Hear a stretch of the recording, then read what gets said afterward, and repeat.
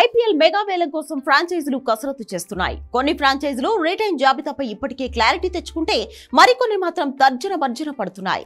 4 లేదా 5కి మించి రిటెన్షన్ ఛాన్స్ ఉండకపోవడంతో స్టార్ ప్లేయర్స్ లో కొందరిని వేలంలోకి వదిలిపెట్టక తప్పడం లేదు. తాజాగా లక్నో సూపర్ జైంట్స్ ఇలాంటి పరిస్థితిని ఎదుర్కొంటోంది. అందరూ ముందు నుంచి అనుకున్నట్టుగానే కెప్టెన్ కేఎల్ రాహుల్ ను లక్నో వేలంలోకి వదిలేస్తోంది. సన్ రైజర్స్ తో మ్యాచ్ సందర్భంగా లక్నో ఓనర్ సంజీవ్ గోయంకా రాహుల్ పై గ్రౌండ్ లోనే కోప్పడం అప్పట్లోనే వైరల్ అయింది. ఈ కారణంగానే రాహుల్ కూడా జట్టుకు గుడ్ బై చెప్పేస్తున్నట్లు సమాచారం. అలాగే వికెట్ కీపర్ క్వింటన్ డికాక్ ను కూడా లక్నో సూపర్ జైంట్స్ వేలంలోకి వదిలేయడం ఖాయమైంది. 2022 సీజన్ నుంచి లక్నోకు కీలక ఆటగాడిగా ఉన్న డికాక్ గత సీజన్లో పెద్దగా రాణించలేదు. 11 మ్యాచ్లలో 250 పరుగులు చేసిన డికాక్ ప్రస్తుత ఫామ్ కూడా స్థాయికి తగినట్లు లేదు.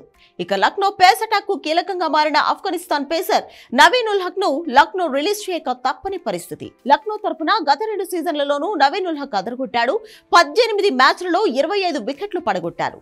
Right to match card option ద్వారా లేదా వేలంలో ఇతర ఫ్రాంచైజీలతో పోటీ నవీన్ ఉల్ హక్ ను లక్నో మళ్లీ కొనుగోలు చేసే అవకాశాలు ఉన్నాయి.